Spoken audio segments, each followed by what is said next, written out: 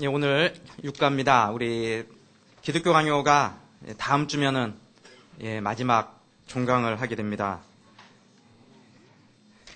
어떤 반응인지.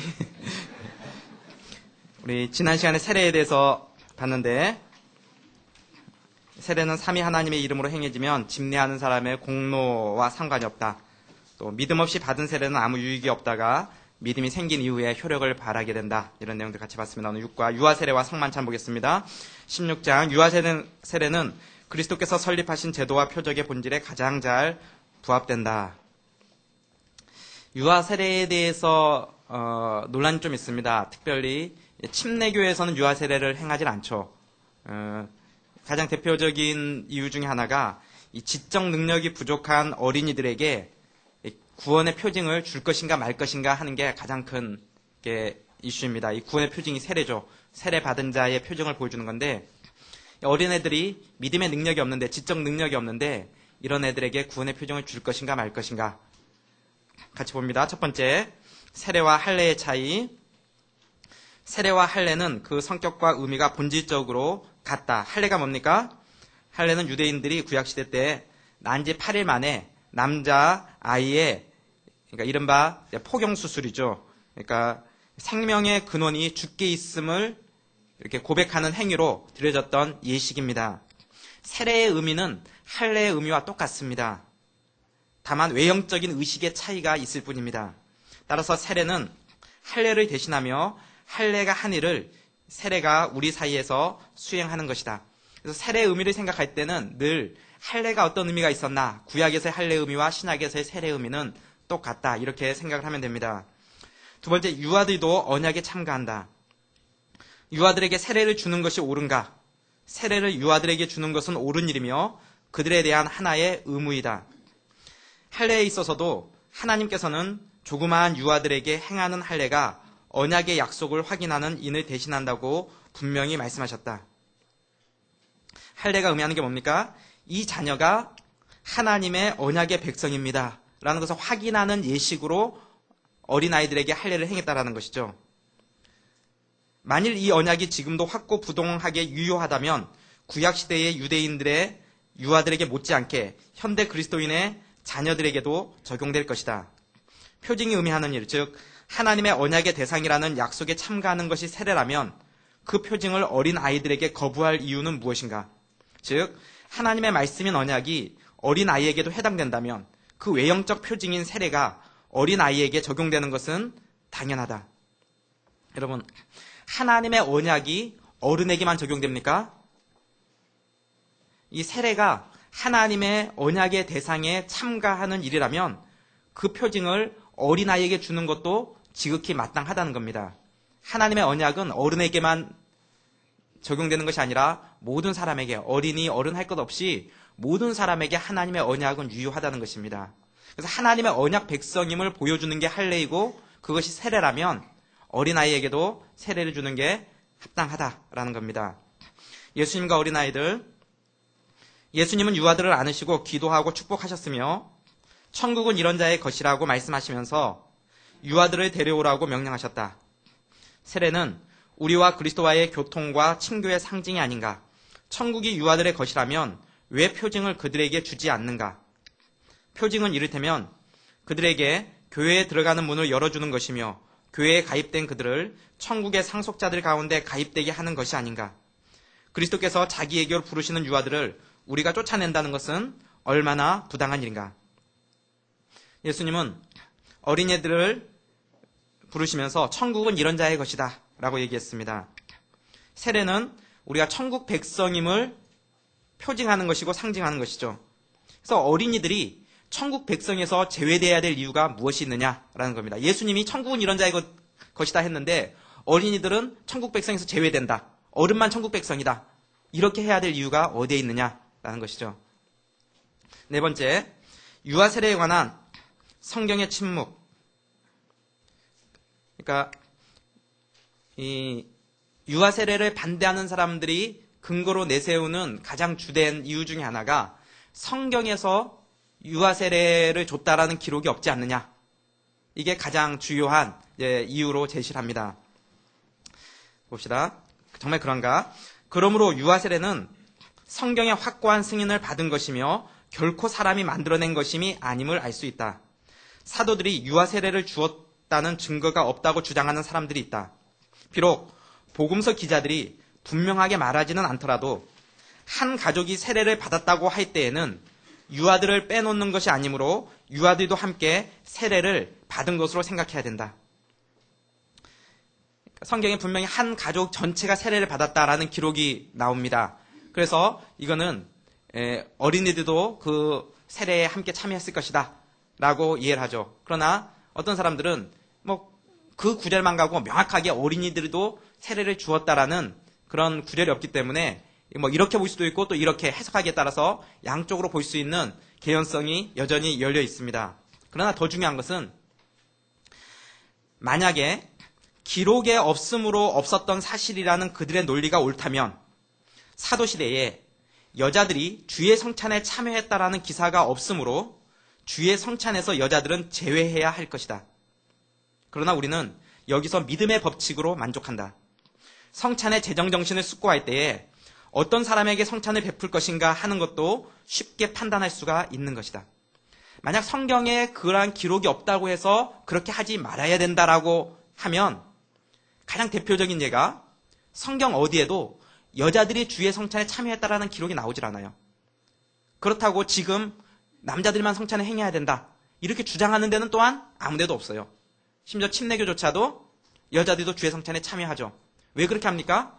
성찬의 재정 목적과 정신을 생각할 때 여자들도 분명한 신앙 고백이 있으면 성찬에 참여하는 것이 합당하다는 것을 인정하기 때문이죠. 그렇기 때문에 성경에 나와 있는 문자보다 더 중요한 것은 성경 전체에 흐르고 있는 사상과 내용이죠. 그래서 성경 구절을 부지런히 인용해도 그것이 가장 비성경적일 수가 있고요. 성경 구절을 하나도 인용하지 않아도 그것이 성경 전체의 정신에 부합되는 내용일 수가 있다는 것입니다.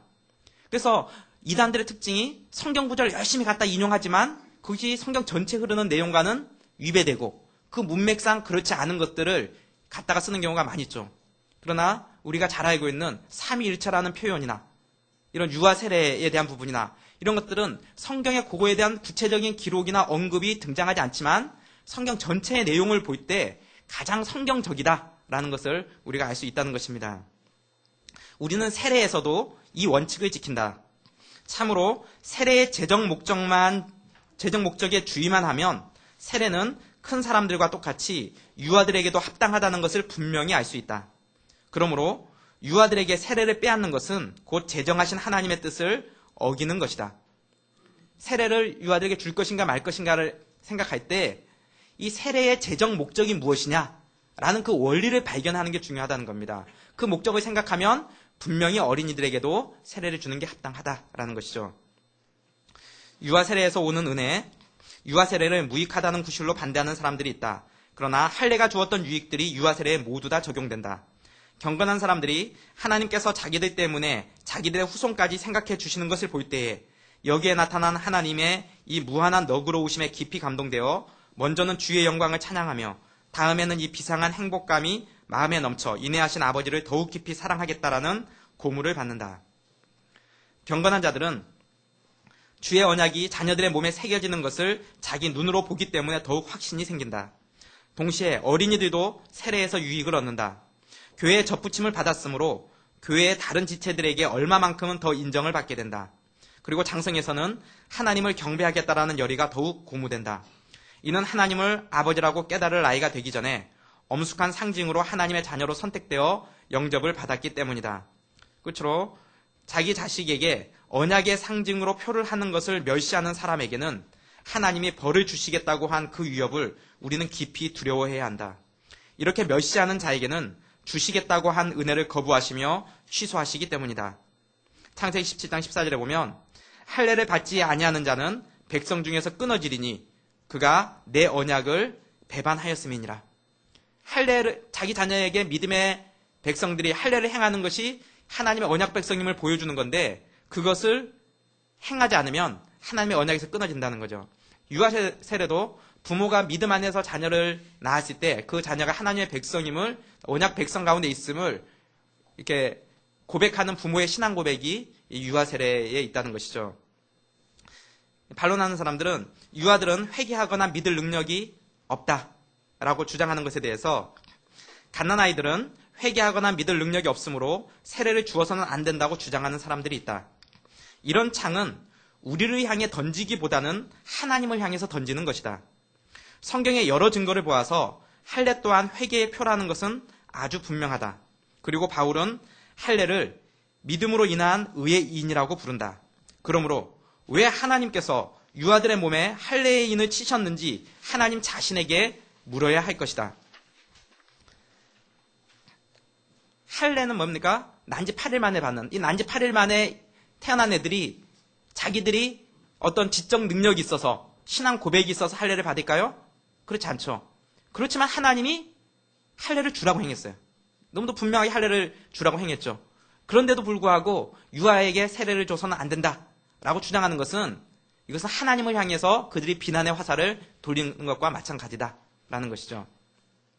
유아들은 비록 할례를 받는 순간에는 그 표징의 뜻을 그들의 지적 능력으로 이해하지 못하지만 그들은 부패하고 오염된 본성을 죽이는 할례를 참으로 받았으며 이 죽이는 일은 장성한 후에 실행할 것이다. 즉 유아들은 장래의 회개와 믿음을 위해서 세례를 받으며 아직은 회개와 믿음이 그들 안에 생기지 않았지만 성령의 은밀한 역사에 의해서 그 씨가 그들 안에 숨어 있다고 할 수 있다. 지적 능력이 부족하기 때문에 구원이 없다라고 한다면 아주 중증의 정신지체 장애인들은 아무도 구원을 받지 못하는가? 또는 치매를 겪고 있는 판단력과 사리분별력이 떨어지는 지적 수준이 떨어지는 치매 노인들은 구원을 받지 못하는가? IQ가 아주 떨어지는 그리고 판단 능력이 없는 그런 사람들은 다 지옥에 가야 하는가? 그렇지 않다라는 것이죠. 판단 능력이 부족하고 지적 능력이 부족하다 할지라도 믿음의 씨가 그 안에 자리 잡고 있으면 그들의 그 부족한 이해 수준만큼에서도 하나님께서 그들을 성령으로 인도해 주신다는 것입니다.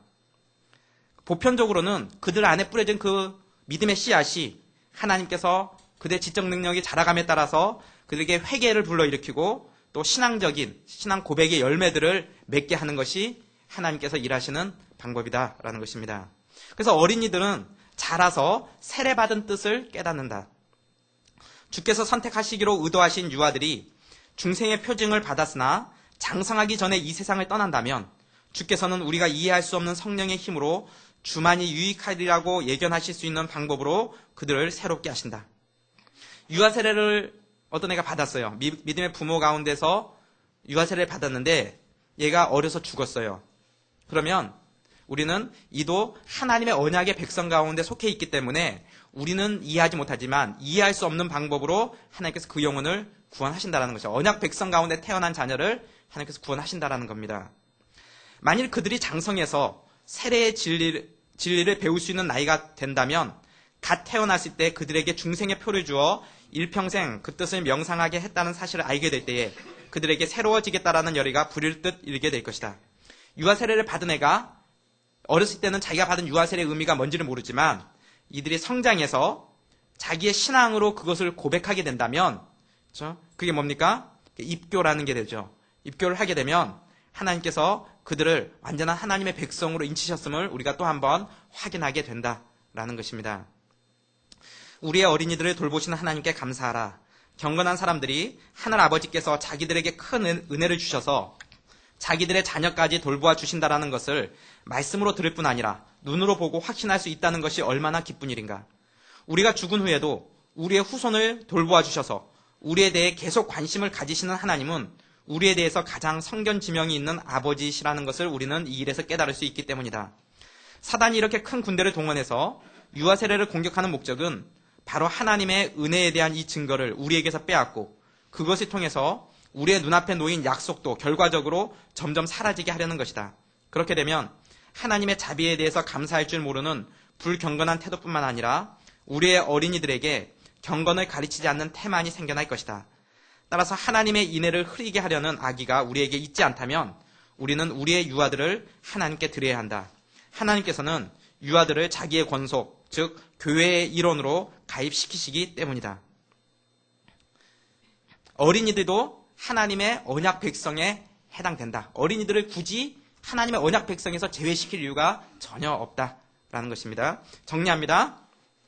어떤 아기가 믿음의 부모에게서 태어난다면 그는 이미 언약의 백성으로 보아야 한다. 따라서 그에게 세례를 주는 것은 당연하다. 그러나 그 아기는 아직 자신의 세례의 의미를 깨닫지 못하므로 장성한 다음에 자신의 신앙 고백을 해야 한다. 그가 입교를 통해서 신앙 고백을 하면 그는 여전히 하나님의 언약 백성이며 그가 어렸을 때에는 언약 백성의 일원이었지만 장성하여 신앙 고백을 부인할 시에는 그는 언약 백성에서 제외되는 것이다. 또 다른 아기가 불신 부모에게서 태어났다면 그는 장성하여 세례를 통해서 자신의 신앙 고백을 할 때까지 언약 백성에서 제외된다. 그러나 세례를 통해서 자신의 신앙 고백을 할 때 그는 언약 백성 안에 참가하게 되는 것이다. 이겁니다. 여러분 중에 믿음의 부모가 아닌 상태에서 태어난 사람들 있죠. 신앙의 1세대, 혁명 1세대들. 이 1세대인 사람들이 어떻게 구원을 받습니까? 여러분이 예수님을 믿고 영접하고 신앙 고백하면 구원을 받습니다. 여러분이 그렇게 하기 전에는 여러분의 구원이 없었죠. 믿음이 없었으니까. 그렇죠? 그래서 신앙이 없는 부모에게서 태어난 사람은 신앙이 없는 거예요. 언약 백성이 아니에요. 그래서 이가 자라는 동안에 그가 어려서든 예수님을 믿으면 하나님의 백성이 되지만 믿지 않았어요. 그러니까 아직까지 하나님의 언약 백성이 아니에요. 그러다 언제 언약 백성이 됩니까? 자기가 예수님을 받아들이고 영접하고 주로 고백하면 그는 언약 백성으로 들어오게 되는 거예요. 불신 부모 가운데 있는 사람들은 이렇게 되는 거죠. 신앙의 부모 가운데 있는 사람들은 신앙 안에서 믿음으로 자녀를 낳으면 그는 태어나면서 언약 백성 안에 들어오게 되는 거예요. 그러나 그가 자라죠. 자라면서 자기 신앙 고백으로 고백하면 그는 뭐예요? 하나님의 언약 백성인 것이 분명하게 확증되는 거예요. 그러나 이가 자라면서 신앙을 포기하는 케이스들이 있어요. 우리 부모님은 신앙 고백했지만 난 도저히 못 믿겠다 하고 신앙을 떠나가는 경우가 있어요. 그러면 뭡니까? 그는 언약 백성인 줄 알았는데 언약 백성에서 제외되는 결과가 나타나게 된다는 거죠. 부모 안에서 태어났다라는 것 때문에 언약 백성이 되는 게 아니고 부모 안에서 태어나서 언약 백성이지만 자기의 신앙으로 고백하지 않게 될 때는 그는 언약 백성에서 벗어나. 그래서 우리의 부모님이 신앙이 있다라고 해서 내가 구원받는 게 아니라는 거죠. 어렸을 때는 언약 백성 가운데 있지만 자라서 자기 입으로 신앙 고백해야 하나님의 백성 가운데 들어오게 된다라는 것이죠. 그래서 모든 어린이들은 다 구원이 없다라고 일괄적으로 몰아버릴 게 아니라는 것입니다. 유아 세례는 할례처럼 하나님께서 명하신 것이고 그것 행함으로 우리는 하나님의 언약 백성 가운데 속해 있음을 보여주는 것이고 여러분 믿음 안에서 가정을 이루고 그리고 자녀가 태어나면 자녀에게 유아 세례를 주는 게 마땅하다는 것입니다. 성만찬해 봅니다. 그리스도의 성만찬 그것이 우리에게 주는 유익. 표징과 본체. 하나님은 우리를 종으로서가 아닌 아들로 여기셨다. 그러므로 하나님께서는 자녀의 일을 걱정하시는 가장 훌륭한 아버지로서 우리를 평생 먹여주신다. 또 그것만으로 만족하지 않으시고 이 계속되는 후일을 우리가 확신할 수 있도록 담보물을 주셨다. 이 담보물이 성찬이다. 표징은 떡과 포도주다. 이 표징들은 보이지 않는 양식들을 상징한다. 하나님은 우리에게 영생을 주신 후에 우리가 그 생명을 유지하고 보존하시기 위해서 끊임없이 양식을 주심으로써 지혜 있는 가장의 책임을 다하신다. 즉 우리 영혼의 유일한 양식은 그리스도이심으로 우리를 그리스도에게로 초대하셔서 그에게 참여하게 함으로써 힘을 회복하며 하늘 영생에 도달할 때까지 몇 번이고 기운을 얻도록 하신다. 즉 성찬의 목적은 그리스도가 우리를 위한 희생제물이 되셔서 우리가 그 희생제물을 먹음으로써 그 희생의 역사를 우리 안에 느끼고 또 주의 피가 우리의 항구적인 음료가 되기 위하여 흘려졌다는 사실을 확인시키려는 것이다. 성찬의 목적이 뭡니까? 예수 그리스도의 죽음이 나를 위한 대속의 죽음이다 라는 것을 우리에게 끊임없이 확인시켜주는 우리 영혼의 양식이 되게 하는 것, 이것이 성찬의 목적이라는 겁니다. 하나님은 우리의 아버지가 되십니다. 하나님은 그의 부성적인 은총으로 우리의 필요를 채우시며 특히 영혼의 양식을 공급하시는 분이심을 성찬을 통해 알리십니다. 즉 성찬은 우리의 영혼의 양식을 공급하시는 하나님과 그리스도의 희생의 역사로 나에게 새로운 생명이 허락된 것임을 확인하는 것입니다. 성찬의 특별한 결실은 그리스도와의 연합이다. 성찬을 통해서 경건한 그리스도인들은 그리스도와 한 몸이 되어 그의 것은 모두 우리의 것이라고 부를 수 있다는 증거를 얻는다. 그 결과 우리는 그가 상속하신 영생이 우리의 것이라는 확신을 감히 가질 수가 있는 것이다. 또 그가 이미 들어가신 천국은 그에게서 분리할 수 없는 것과 같이 우리에게서도 분리할 수 없으며 그가 우리의 죄를 마치 자신의 죄인 양 지시고 우리에게서 그 책임을 면제해 주셨으므로 우리는 우리의 죄 때문에 정죄받을 수 없다는 것을 감히 확신할 수 있다. 이것은 그리스도의 한량없는 인애로 말미암은 놀라운 교환이다. 성찬의 의미를 얘기할 때 한마디로, 한 단어로 얘기한다면 놀라운 교환이다 라고 표현할 수 있어요. 뭐가 교환된 겁니까? 그리스도의 것이 우리의 것이 되고 우리의 것이 그리스도께로 전가되는 놀라운 교환이 이루어지고 놀라운 교제가 이루어졌다라는 것입니다. 연합이 되었다는, 그리스도와 내가 연합이 되었다라는 것입니다. 그래서 성찬식에 참여할 때마다 우리는 이 놀라운 교환을 생각해야 됩니다. 이 놀라운 교환의 내용이 뭐냐? 즉 하나님이신 그리스도가 인간이 되심으로 우리가 신적 영광에 참여하게 되었고, 하나님이 인간이 되니까 우리가 신적 영광에 참여하게 되었고, 그리스도가 땅에 내려오심으로 우리가 하늘에 올라가게 되었으며, 그리스도가 죽으심으로 우리가 영생을 얻었고, 그가 우리의 무력함을 받으신 대신에 우리가 강함을 얻게 되었고, 우리의 빈곤을 받으시고 그의 풍부하심을 우리에게 넘겨주셨으며, 우리의 죄를 지시고 그의 의를 우리에게 입혀주신 것이다. 이게 뭡니까? 이게 놀라운 교환입니다. 성찬의 의미가 여기에 있다는 겁니다. 예수 그리스도가 우리의 죄를 담당해서 죽으셨기 때문에 우리가 예수 그리스도의 의가 우리에게 전가되어서 우리가 생명을 얻게 되었다는 것. 이거 확인시켜주는 게 성찬이라는 것이죠. 성찬을 통해 우리는 그리스도와의 연합을 확인하게 됩니다. 그리스도와의 연합이 의미하는 바는 놀라운 교환입니다. 이 놀라운 교환으로 말미암아 우리가 지옥에서 받을 고통이 모두 그리스도에게 전가되었으며 그리스도가 하늘 보좌 우편에서 누리게 될 영광을 우리가 누리게 되었습니다.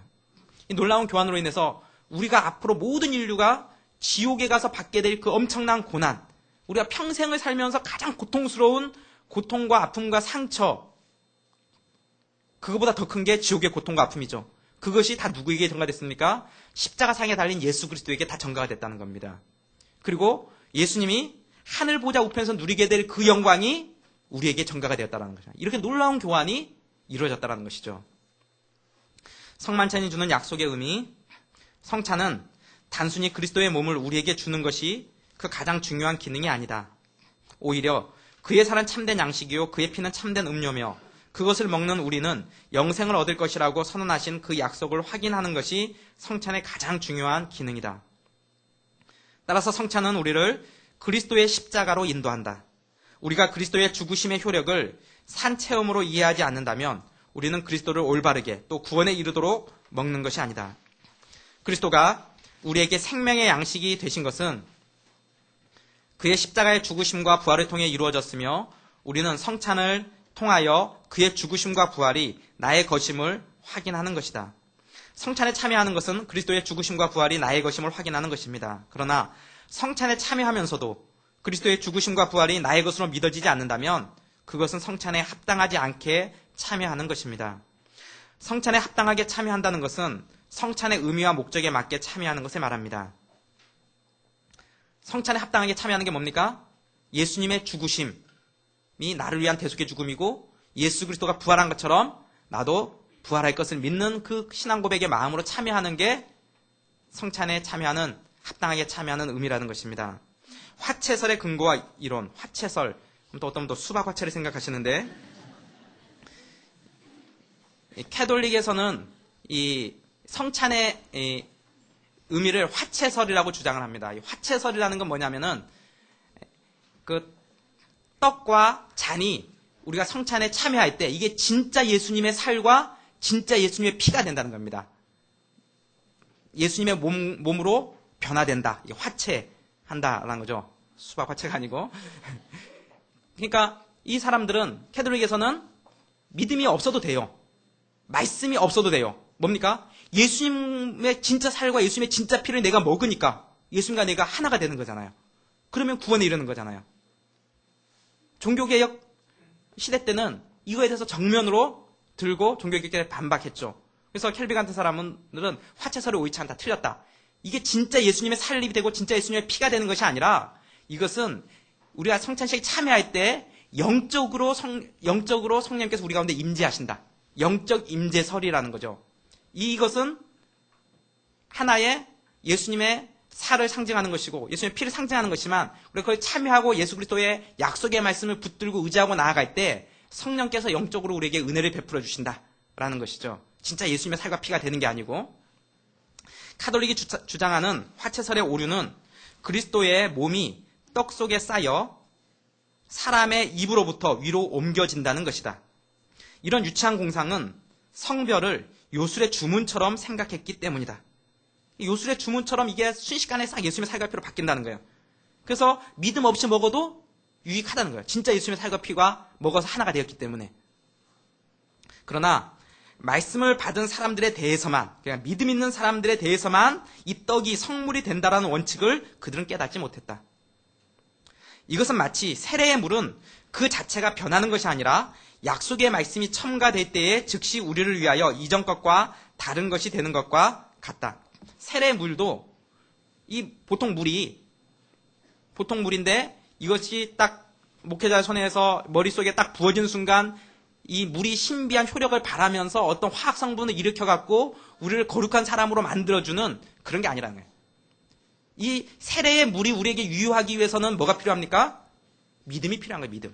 믿음으로 내가 예수 그리스도를 주로 고백하면서 세례를 받으면 그는 하나님의 자녀임이 확증되는 거예요. 그러나 믿음이 전혀 없어요. 하나님의 약속의 말씀이 없어요. 믿음이 전혀 없는데 그 물이 내 머리에 뿌려졌다고 해서 어떤 신비한 효력을 발할 것이다 라고 생각하는 것은 큰 착각이라는 거예요. 아니라는 거예요. 성찬도 마찬가지라는 거예요. 성찬도 내가 하나님의 약속의 말씀을 받고 믿음으로 받아들이면 그것이 영적으로 우리에게 은혜로 임재하게 되지만, 내가 하나님에 대한 믿음도 없고 아무런 약속의 말씀도 없는데 단지 그거를 먹었다라는 그 사실 자체만 갖고 우리에게 어떤 효력을 발할 것이다 라고 생각하는 카톨릭의 화채설은 잘못되었다 라고 얘기하는 거죠. 그리스도에게 영적으로, 따라서 실제적으로 참여한다. 그들은 그리스도를 떡 속에 넣어둠으로써 육적 방법으로 먹고, 우리는 성령의 비밀한 힘이 우리와 그리스도를 결합하는 유대라고 함으로써 영적 방법으로 먹는다. 캐톨릭의 화채설은 육적 방법으로 예수님을 먹지만 종교개혁자들은 그렇지 않다. 우리가 영적 방법으로 성령의 비밀한 힘에 의해서 우리가 믿음으로 받아들일 때 그것이 성령께서 영적으로 우리에게 임재한다 라고 말하는 것이죠. 불신자들의 성찬 참가에 대한 어거스틴의 생각. 어거스틴은 불신자들은 외형적으로 성찬에 참여한다 해도 성찬의 영적 유익은 전혀 제공되지 않는다고 본다. 불신자들은 그리스도의 몸과 피에 참가하는 일에서 제외되는 것이다. 즉, 최후의 만찬에서 다른 제자들은 그리스도인 떡을 먹었으나 유다는 그리스도의 떡을 먹은 것이다. 무슨 말입니까? 유다는 그리스도의 떡을 먹은 거예요. 예수님이 나눠주는 그냥 떡만 먹은 거예요. 영양가 섭취만 한 거죠. 그렇지만 다른 제자들은 뭡니까? 그리스도인 떡, 그리스도 이꼴 떡. 그러니까 예수님에 대해서 믿음으로 그들의 받아들임으로써 성찬식에 참여할 때 예수님을 그들은 영적으로 받아 누렸지만 유다는 믿음이 그 가운데 없었기 때문에 예수님이 나눠주는 그냥 떡만 먹었을 뿐이라는 것이죠. 따라서 그리스도 안에 거하지 않는 사람은 그리스도의 몸과 피를 먹고 마시는 것이 아니라 단지 떡과 잔을 먹는 것에 불과한 것이다. 믿음 없는 성찬 참가는 그에게 아무런 영적 유익이 되지 못한다. 육적으로 약간의 칼로리 공급받는, 그렇죠? 그 정도의, 좀 많이 먹으면 영양가 섭취 많이 하고 조금 먹으면 조금 섭취되는 그 정도의 육적 이익은 있을지 모르지만 단 1%의 영적 유익은 없다. 성찬에는 서로 사랑하라는 뜻이 내포되었다. 성찬에서 제시되는 떡은 단결을 표현한다. 떡은 많은 미랄로 만들었으나 그 미랄들이 섞여서 서로 구분될 수 없는 것과 같이 우리도 한 마음으로 일치 단결해서 어떤 불화나 분열도 침입하지 못하도록 해야 한다. 우리가 다 한 떡에 참여한다는 것을 생각한다면 우리는 성찬에서 큰 은혜를 받을 것이다. 즉, 아무 형제라도 상하게 하거나 멸시하거나 배척하거나 박대하거나 그 밖에 어떤 모양으로든지 넘어지게 한다면 우리의 비행은 반드시 그와 동시에 그리스도를 상하게 하거나 멸시하거나 박대하게 된다. 우리의 형제들과 불화하면 반드시 동시에 그리스도와 불화하게 된다. 그리스도를 사랑하면 반드시 형제들 안에 계신 그리스도를 사랑하게 된다. 따라서 어거스틴은 성찬을 사랑의 유대라고 부른다.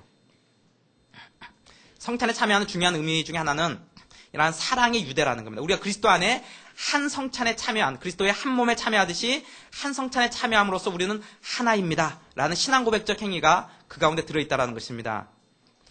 신분이 높은 사람들이 신분 낮은 사람들과 우리는 너희들과 함께 성찬에 참여할 수 없다, 이렇게 할 수 없고, 학벌이 높은 사람들이, 부유한 사람들이, 아니면 건강한 사람들이, 가난하고 형편없고 건강이 안 좋고 이런 사람들과 함께 참여하지 못하겠다라고 하면 성찬의 의미가 아니야. 사랑의 유대가 아니라는 거야.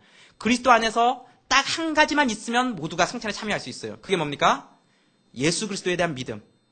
예수 그리스도의 대속의 죽음과 부활에 대한 이 믿음만 있으면 신분에 또 건강에 학력에 지위에 상관없이 그들은 그리스도 안에서 모두 다 하나가 될 수 있다는 것이다. 단지 이 성찬에 참여할 수 있는 딱 한 가지 조건을 가진 사람들 있죠? 예수 그리스도에 대한 믿음이 없는 사람들은 이 성찬에서 제외되어야 된다. 그의 신분 지위를 고하를 막론하고 그리스도에 대한 신앙 고백이 없는 사람들은 여기서 제외되어야 된다는 것이 유일한 법칙이죠. 하나님 사랑과 이웃 사랑은 연결될 수밖에 없는데 최고의 효도는 뭐냐? 최고의 효도는 형제 간의 우애예요. 부모가 가장 고통스러워할 때는 형제 간에 싸울 때 가장 힘들어요. 차라리 부모한테 섭섭하게 하는 것은 부모가 참아내는데 형제들끼리 불화가 있고 형제들끼리 싸우는 걸 볼 때 그 부모의 마음이 얼마나 가슴이 미어지겠어요. 그래서 부모님께 용돈 더 드리고 선물하는 것보다 더 중요한 것은 형제지간에 친밀하게 지내고 있다는 메시지들을 계속 부모님한테 전달하는 게 부모님이 가장 행복해하세요. 오늘 우리 형제 집 누구, 뭐 형네 집, 동생 집, 뭐 누나네 집에 방문해서 같이 식사했어요. 뭐 조카 누구 선물 사줬어요. 뭐 이런 식으로 형제간에 우애스럽다라는 메시지를 부모에게 계속 전달해주면 부모가 거기에서 자녀가 나에게 효도하고 있구나 행복감을 느끼게 되죠. 그러나 온갖 선물이 있고 돈을 들여도 맨날 형제들끼리 싸우는 모습을 볼 때 그 부모의 마음이 어떻게 하겠느냐라는 거죠. 하나님과 우리의 관계도 마찬가지라는 거예요. 하나님 사랑과 이웃 사랑이 분리될 수가 없는 거예요. 형제간에 사랑하지 않으면서 하나님 사랑한다라고 고백할 수 없다라는 거죠. 하나님을 사랑하는데 형제간에는 불화가 있고 싸움이 있고 분열이 있다. 하나님을 사랑하지 않는 게 될 수 있다는 거예요. 그래서 하나님 사랑과 이웃 사랑 이것은 하나로 연결되는 것이다 라는 것이죠. 하나님 사랑, 하나님과 나와의 관계, 이웃 사랑. 하나님과 나와의 관계는 있는데 이웃 사랑이 없다. 그럼 십자가가 아니고 뭐가 됩니까? 몽둥이가 되죠. 그렇죠? 몽둥이가 돼서 열심히 패는 거예요. 그렇죠? 십자가 높이 들고 주님을 따르라 이런 찬양 가사가 있는데 몽둥이 높이 들고 그렇죠? 옆에 사람 패면서 주님을 따르는 그런 일이 있어요. 어떤 사람은 하나님과의 관계 너무너무 좋은 것 같아요. 막 열심히 찬양하고 기도하고 그렇지만 인간관계가 형편없어요. 사랑이 없어요. 이 사람 뭐예요? 십자가 들고 하는 게 아니라 몽둥이 들고 주를 쫓는 사람들이죠. 성찬은 하나님이 우리를 위하여 행하신 일들을 묵상하게 한다. 그 일들을 묵상할 때 우리는 참된 용서를 할 수 있다. 주님은 성찬을 통해 우리에게 화해와 용서를 가르쳐 주시는 것이다. 성찬을 생각하면 우리가 뭘 생각해야 됩니까? 나 같은 죄인 살리신 주 은혜 놀라와. 이거 생각하는 거 아닙니까? 나 같은 죄인을 위해서 우리 주님이 죽으셨는데. 다른 말로 뭡니까? 하나님이 우리를 향한 용서를 우리가 깨닫는 시간이죠. 내가 용서받을 자격이 없었던 사람인데 나를 용서해 주셨구나. 내가 구원받을 자격이 없는 사람인데 나를 구원해 주셨구나. 우리가 성찬하면서 그거 깨닫고 확인하는 거 아닙니까? 그러면 당연히 하나님과 나와의 관계를 생각하면 당연히 어디로 나가야 됩니까? 나와 이웃 간의 관계로 나가야 되죠. 나에게 잘못한 사람에 대해서 나도 용서해야지. 이렇게 나아가는 것이 자연스러운 결과라는 것입니다. 말씀이 없으면 성찬은 있을 수 없다. 교황 독재하에서 일어나는 것 같이 성찬을 말없는 행사로 만드는 것은 가장 불합리한 짓이다. 성별을 완성하는 약속은 물질들을 상대로 한 것이 아니라 물질들을 받는 사람들을 상대로 한다. 그리스도께서는 떡을 향해서 내 몸이 되라고 말씀하시지 않고 이 떡을 먹으라고 제자들을 향해서 명령하시며 그들이 그의 몸과 살에 참여하라고 약속하신다. 바울도 약속이 떡과 잔과 함께 신자들에게 제공된다고 가르친다. 우리는 여기서 어떤 마술적인 주문을 공상해서는 안 된다.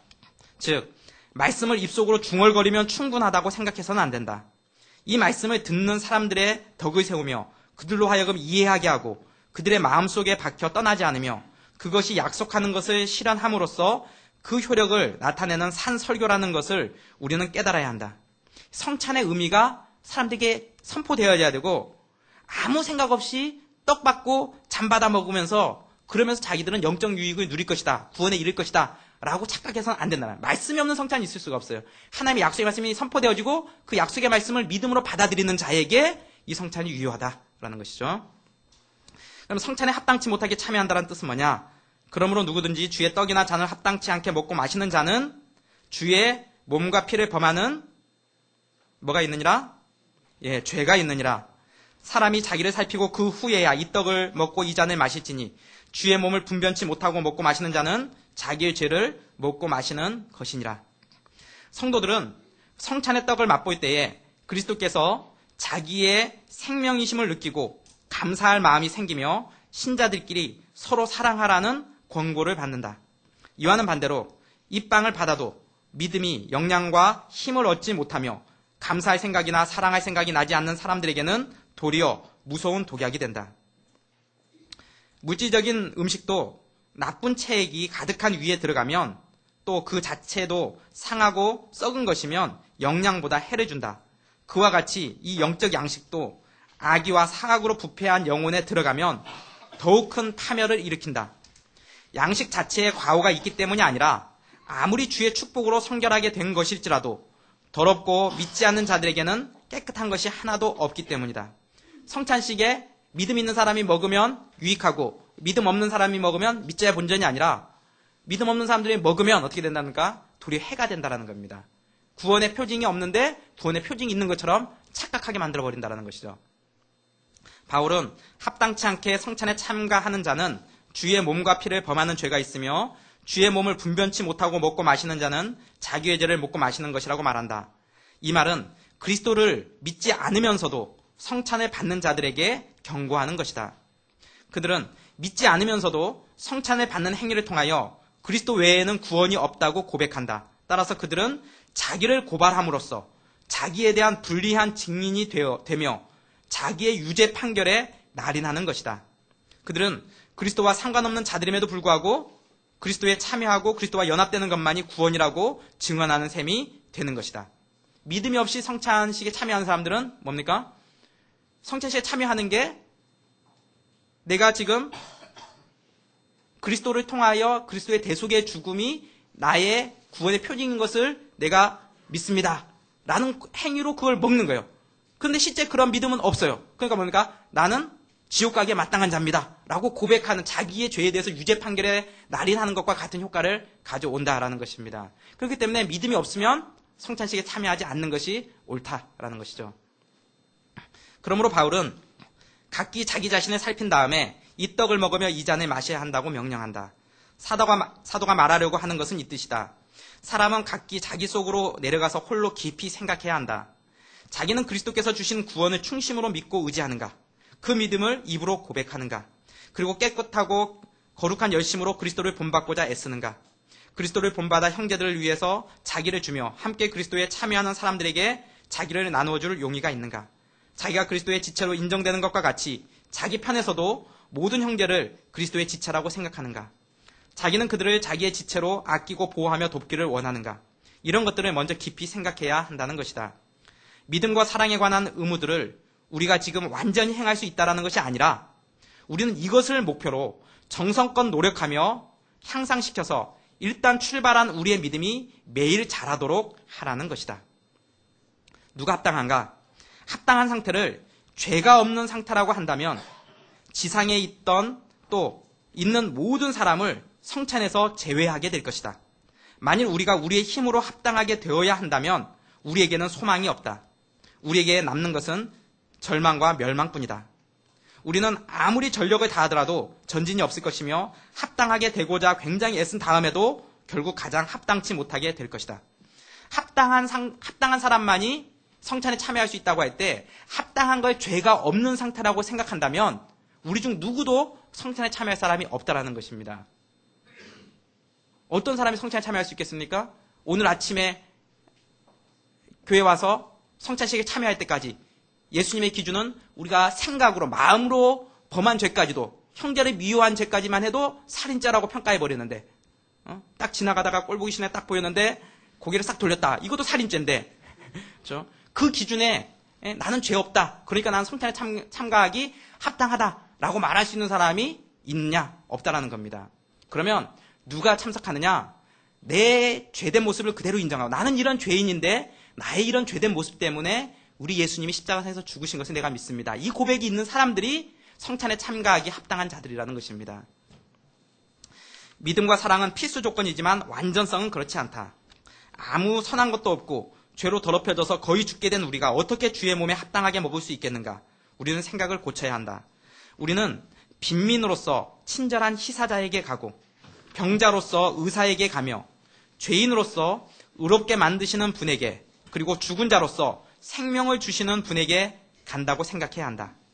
가난한 심령으로 주님 앞에 나아가는 게 성찬의 자세라는 겁니다. 나는 죄가 없어. 그러니까 나는 성찬에 참여하기 떳떳해. 이런 사람이 성찬 앞에 나가는 게 아니라 거린이 희사자에게 나가듯이 환자가 의사 앞에 나가듯이 죄인이 의롭게 만드시는 분 앞에 나가듯이 그런 가난한 심령으로 우리가 성찬식에 나가는 거다라는 것이죠. 하나님께서 요구하시는 타당성은 첫째로 만사를 그리스도에게 의지하고 우리 자신에게는 아무것도 의지하지 않는 믿음에 있으며 둘째로는 비록 불완전할지라도 하나님께 드리기에는 충분한 사랑이 있다고 우리는 생각해야 한다. 완전한 사랑을 드릴 수 없으므로 하나님께서는 우리가 드리는 불완전한 것을 키우시며 더 좋은 것으로 만드신다. 우리의 불완전한 사랑, 주님 사랑에 대한 마음이 나는 완벽하다 이래서가 아니라 부족하지만 부족한 마음으로 주님 앞에 나아갈 때 주님께서 그 부족한 우리의 사랑을 완전한 것으로 더 좋은 것으로 만들어 가신다라는 것이죠. 한 가지만 행하는 성찬을 논박한다. 중세 카톨릭은 거룩한 잔을 모든 사람에게 준다면 불상사가 생길 위험이 있으며 일반 성도들에게는 떡만을 주는 이종배찬을 실시했다. 이종배찬. 이게 종교개혁 시대 때 중요한 이슈 중에 하나였는데 캐톨릭에서 이종배찬을 실시했다는 거예요. 그때.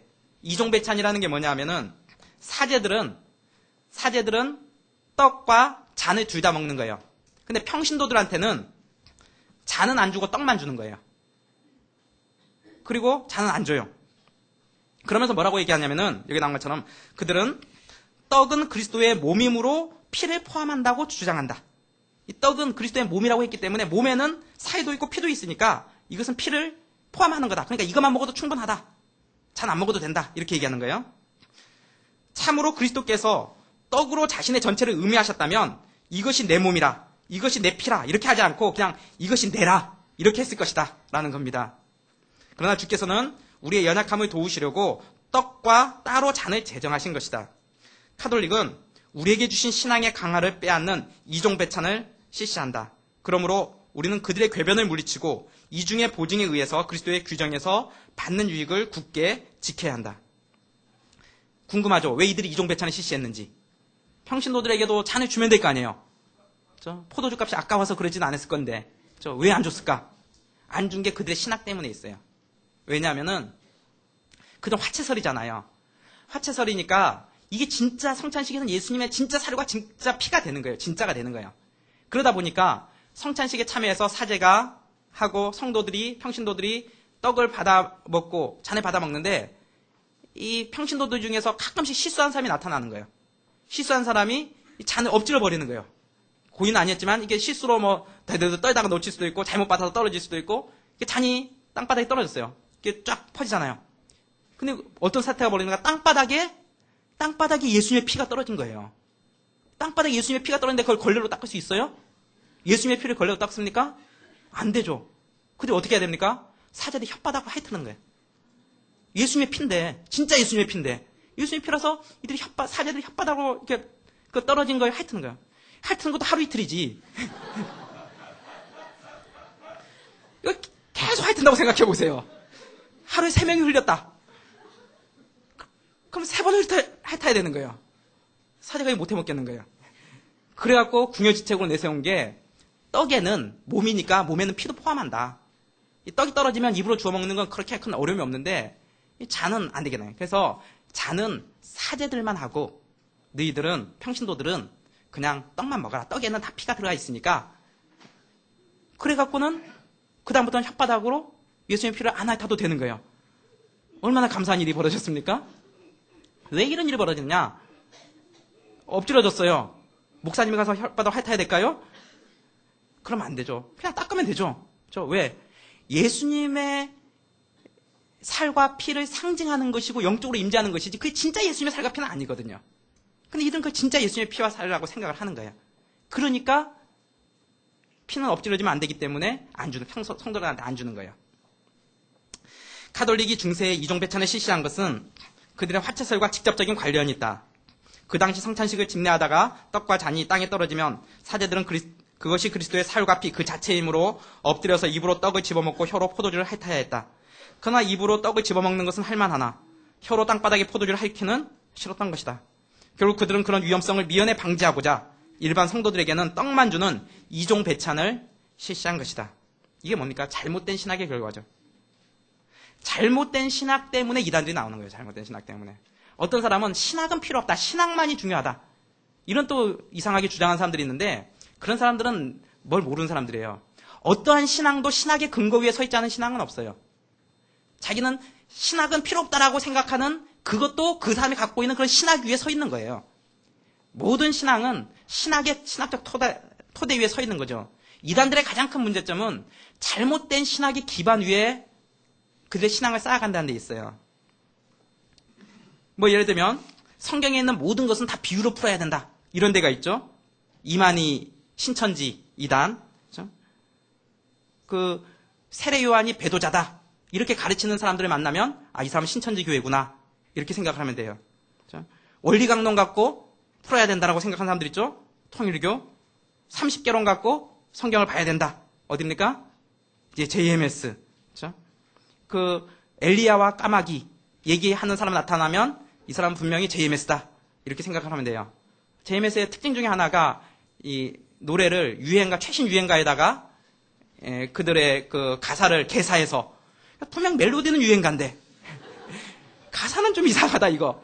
이런 데 쓰면 거의 100% JMS라고 생각하시면 됩니다. 돌아와요 부산항에 이런 걸 그 다음 돌아와요 섭리항에 이렇게 고쳐갖고. 아무튼 이들이 이런 잘못된 이단들이 왜 나오느냐. 잘못된 신학의 토대 위에서 그들이 신앙을 세워나가기 때문에 이런 이단들이 등장하게 되는 거죠. 6월절을 지켜야 구원받는다 이렇게 주장하는 사람들 있죠. 100% 이제 안성홍 증인이라고 생각을 하면 돼요. 다 이게 잘못된 신학의 근거 위에 서 있는 거죠. 구약에 있는 그 율법 규례를 지켜서 채식만 먹어야 된다라고 주장하는 사람들 있죠. 안식교 사람들. 잘못된 신학 위에 서 있는 거예요. 중세의 화차설에 관한 중요한 논쟁 중에 하나는 그리스도의 살과 피인 성찬식 떡과 포도주를 쥐가 먹었을 때 그 쥐가 과연 구원을 받았겠는가 하는 논쟁이었다. 이러한 우스꽝스러운 논쟁이 잘못된 신학에서 등장하게 되는 것이다. 중대의 중요한 이슈 중에 두 가지가 있었는데 하나는 뭐냐면은 바늘 끝에 천사 몇 마리가 올라갈 수 있을까? 이 중요한 이슈 중에 하나 있어요. 이 천사는 영적인 존재인데 이 영적인 존재가 과연 바늘 끝에 몇 마리의 천사가 올라갈 수 있을까? 논쟁에도 대답이 안 나오죠. 사변적으로 치우칠 뿐이죠. 또 하나는 뭐냐면은 화차설을 주장하다 보니까 성찬식에 참여하려고 이 떡과 잔을 준비해놨어요. 근데 밤에 쥐가 와서 그걸 먹어버린 거예요. 그러니까 혼란이 생겨요. 예수님의 살과 피를 먹었으면 구원을 받아야 되잖아요. 그럼 이 쥐가 구원을 받았을까? 아니면 예수님의 살과 피가 오염됐을까? 한쪽에서는 어떻게 쥐가 구원을 받냐? 예수님의 살과 피가 오염됐다. 어떻게 예수님의 살과 피가 오염될 수 있냐? 쥐가 구원받았다. 이런 거 꼭 박터지게 싸우는 거예요. 왜 이런 일들이 벌어지느냐? 잘못된 신학에서부터 출발하는 거죠. 성찬식은 그리스도와 우리 사이에 일어났던 놀라운 교환을 확인하는 자리입니다. 이 놀라운 교환이 나에게 확신으로 다가왔던 적은 언제입니까? 성찬식을 생각할 때 우리가 늘 기억해야 될 것은 놀라운 교환입니다. 98쪽에 봤죠? 하나님이신 그리스도가 인간이 되심으로 우리가 신적 영광에 참여하게 됐고, 그리스도가 땅에 내려오심으로 우리가 하늘로 올라가게 되었고, 그리스도가 죽으심으로 우리가 영생을 얻었고, 그가 우리의 무력함을 받으시고 우리가 강함을 얻게 되었고, 그가 우리의 빈곤을 받으시고 우리가 그의 풍부함을 누리게 되었고, 그가 우리의 죄를 지시고 죽으심으로 우리는 그의 의를 힘입어 생명을 얻게 되었다라는 것. 이런 놀라운 교환이 그리스도의 십자가 사건에서 일어났고 그것을 확인하는 자리가 성찬식의 자리라는 거죠. 그것을 믿음으로 고백할 수 있는 사람들은 성찬식에 참여할 수 있다는 것입니다. 그러나 우리가 교회의 순성을 지키기 위해서 그러한 고백을 하는 사람이 어떤 사람입니까? 세례받은 사람이, 입교한 사람들이 그런 고백을 하는 사람들이기 때문에 세례받고 입교한 사람들에게 우리가 제한해서 성찬식을 진행하는 것이죠. 세례받고 입교했다 할지라도 그러한 신앙 고백이 아직 나에게 없다 생각되는 사람들은 성찬식에 참여하지 않는 게 더 옳다라는 것입니다. 기도하겠습니다. 하나님 아버지, 예수 그리스도의 십자가의 죽으심으로 말미암아 우리에게 놀라운 교환이 일어난 것을 인해 감사드립니다. 우리가 죄인으로 주님 앞에 나아가지만 하나님께서 그리스도의 의를 우리 가운데 입혀주심으로 인해 감사드리고, 우리가 죽을 수밖에 없는 자들인데 그리스도의 생명이 우리에게 부어지신 것을 인해 감사드립니다. 성찬식을 할 때마다 주님의 대속의 죽음을 우리가 늘 생각하며 우리가 그리스도 안에서 사랑의 유대가 더욱더 돈독해지는 시간이 되게 하여 주시옵소서. 감사드리며 예수님의 이름으로 기도합니다. 아멘.